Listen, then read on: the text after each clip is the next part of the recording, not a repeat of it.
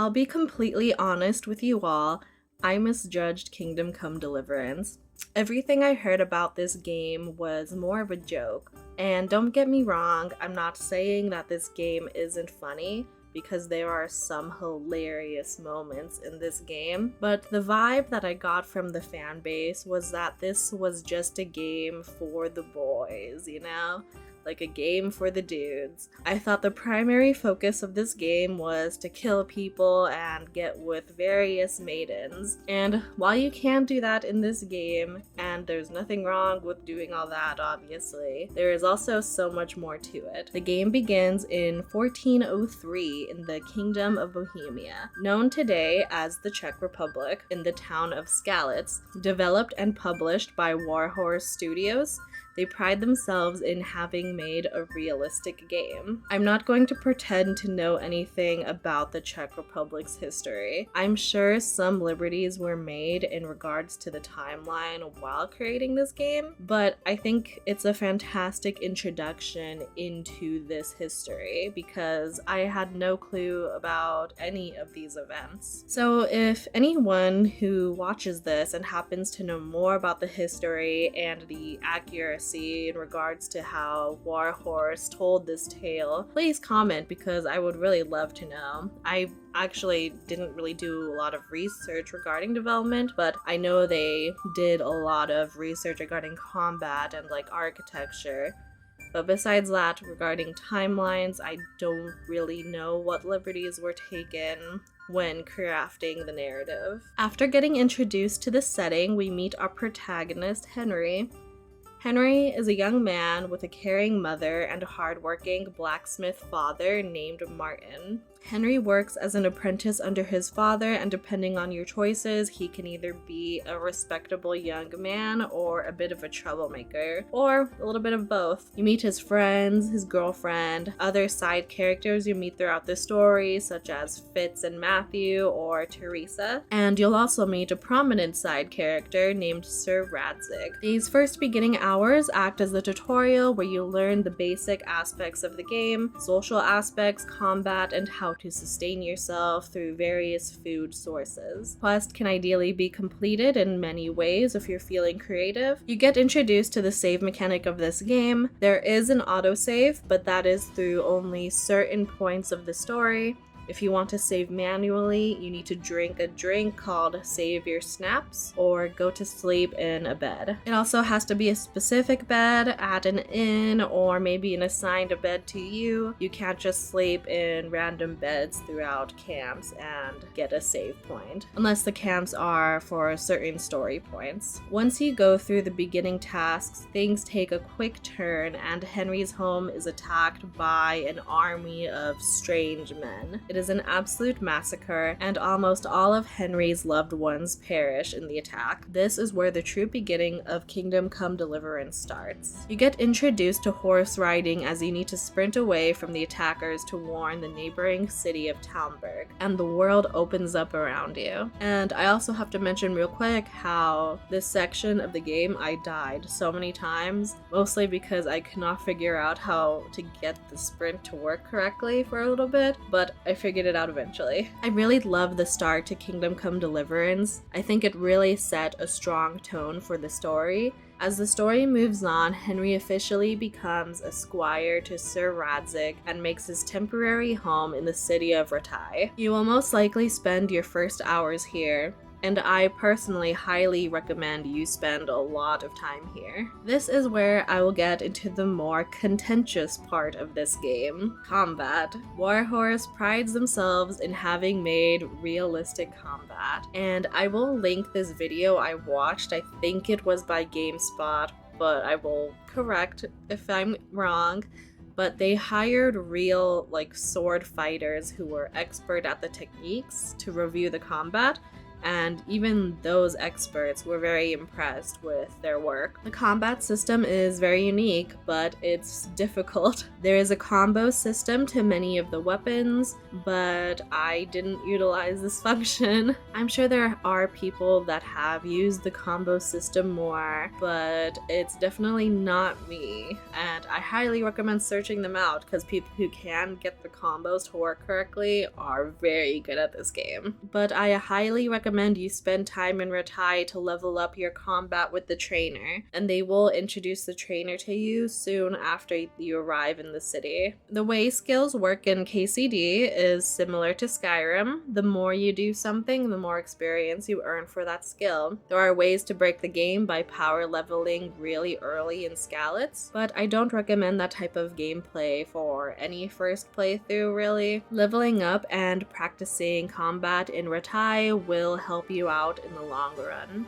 and it will get you used to the game. Also, unlocking the Master Strike mechanic, which is a parry, will help you out so much. Honestly, the biggest con to combat is that it feels like it is required to use the Master Strike all the time. If you don't use the Master Strike, you're just making the game way harder for yourself. I don't really know how you could even get through the game without using it, but maybe I just wasn't very skilled at this game mechanically. Besides all that, it is still very satisfying to feel yourself getting better at combat, even if you are just abusing the Master Strike mechanic, which is what I did all the time. I still remember what it felt like to finally beat my first group of enemies after consistently dying all the time. Even when you get better, the combat never really feels smooth. It does sometimes feel like you're fighting with the game to get things to work, but really the Master Strike mechanic is king, and you should just use it. It's really, I wish I figured out how to use the combos more, but honestly, it felt like it wasn't worth it sometimes. This whole experience just adds to the feeling of you being a peasant and how difficult it is to even interact with this world at the start. This is also the first game where I've played that you have to actually learn how to read, which is so cool. And it makes sense for the character in just this world, and it's so fun to do. Progression as a whole, once you can make it through the combat hurdle, is so fun. It's fun to see how the story unfolds and how Henry grows in the process. Managing your sleep and exhaustion is easier than it may seem, and saving wasn't that big of an issue for me personally since I slept every night. The worst occurrence of lost time I've had was maybe 30 minutes. You meet a variety of characters that try to lift up Henry or take him down. You can react to people in either a charismatic way, compassionate way, or aggressively. When this game first released, it was notorious for having performance issues. I personally didn't run into any major bugs. In big fights, sometimes the models would glitch out a little, but it would reset pretty quickly. Occasionally, something wouldn't trigger and I would have to restart the game, but that would usually fix things up pretty quickly, and I can count on one hand the amount of times that happened. The most annoying bug I had was near the end of the Band of Bastards DLC, and after the big major fight, you would sometimes draw the aggression of your friendly NPCs, forcing you to kill them. So if you don't want that to happen, you just have to reset the game, and that was probably the most annoying bug that I had. Besides that, as I've said, overall the game ran pretty smooth for me, and I didn't run into any quest that I couldn't complete. To be fair, I didn't play everything, but I think I played a good amount. I didn't play Johanka's DLC, which I'm a little bit sad about, but I will get to it eventually. Sometimes with certain missions, I had to get creative, especially when it came to stealth missions. Stealth missions in this game are a hit or miss, especially if you haven't taken the time to level up your stealth skill. Most of the time I could complete them, but it doesn't feel that great. The max skill level for everything is 20, and my stealth was at a 10 near the end game. So maybe if I leveled up my stealth more, I would have had an easier time, but I'm not sure if it was my skill or if it was the game mechanics.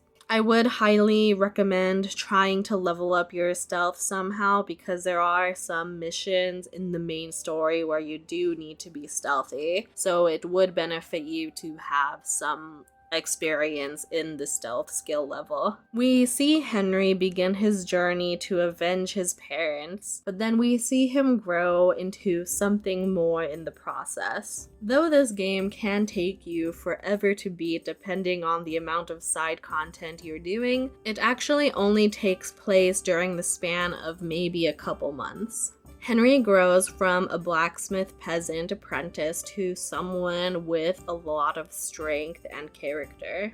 Even though there are different ways to play Henry in the game, it doesn't really change anything in the major cutscenes of the game.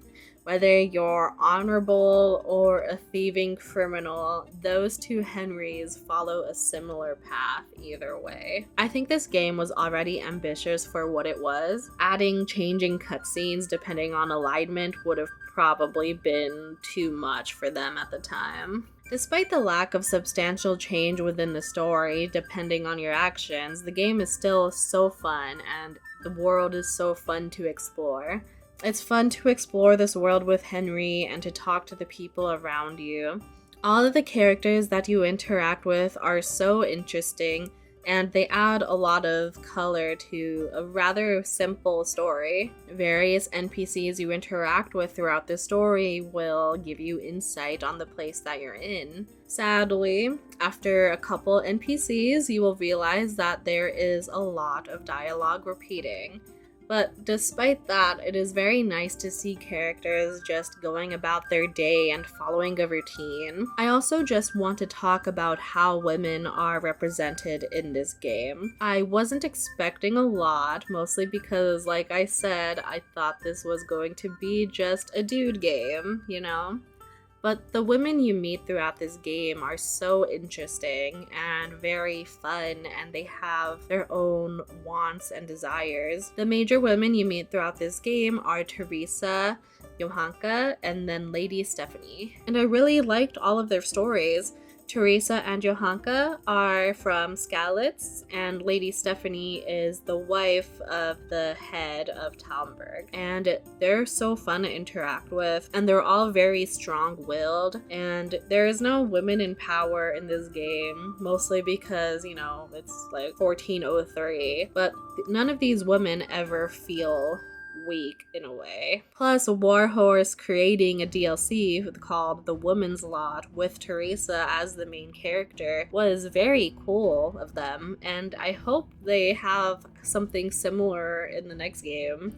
And I don't know how they'll do it, but like it's very cool. It's a very pleasant surprise, and that's all I can really say about it. Overall, Kingdom Come Deliverance is a bit of a pain to get through in the beginning, but it is so rewarding afterwards, and it has some of my favorite side stories. It's a little bit clunky, mechanically it's a little bit hard to get through sometimes, and I'm sure you'll feel it even more if you don't have a stronger computer, but I had such a good time with this game, and I highly recommend people play this, especially if they are interested in the sequel, because even when this game ends, it doesn't exactly end. Kingdom Come Deliverance heavily sets up a sequel. Kingdom Come Deliverance 2 is a sequel that's going to begin right after the ending of Kingdom Come Deliverance. Warhorse has said that the sequel should be easier for people to get into, but I don't think that necessarily means they're gonna dumb down the combat. I just think they're probably going to make it mechanically easier to learn, hopefully. I don't think the studio is the type to dumb down their mechanics. But if you're interested in Kingdom Come Deliverance 2, I highly recommend you play the first game. It's a great introduction to who Henry is, and you'll be introduced to characters that will make a reappearance, such as Hans. I really am looking forward to the sequel, and it comes out in 2025. But I really highly recommend you play the first game. If you don't want to play the first game and deal with the clunkiness, I'm sure they'll have some sort of recap mechanic. But I highly recommend you play it. It's such a fun game. It really clicked with me for some reason, and I just found it so relaxing to explore the forest until you get attacked and then you almost die, or you do die. But the game just feels so vast. It's going to be very interesting to see what lessons Warhorse has taken from the first game and what improvements that they are going to make in the second. Another comment I want to make is that it's really funny how much older and more mature Henry looks in the second game, because it's literally like right after the first game, but graphic wise and just like fidelity wise, he looks so old. Not even like wrinkly old wise, he just looks more mature, and it's very humorous to see that he looks like he's aged like 5 years, even though it's like literally right after the first game. Anyway, that's all I have to say about Kingdom Come Deliverance. It's a fun game. I'm excited for the sequel, and I really love Henry. I think he's a very fun character. I hope you enjoyed this video. Thank you for watching, and I'm sorry if I sound funny, or maybe I don't. Maybe that's just me projecting, but I have been like on the edge of getting sick, but I'm not fully sick, but my throat doesn't feel great, but I'm also not coughing, but I'm grateful that I'm just teetering on the edge and I'm not actually full-blown sick yet. Next week's video should be my monthly recap, and as usual, I love filming those, and I hope you'll join in. But again, thank you for watching, and thank you for all the support on my Dragon Age video. I love Dragon Age and I love talking about it, and I'm sure I'll just keep talking about it more. Anyway, I'll see you in the next one. Bye.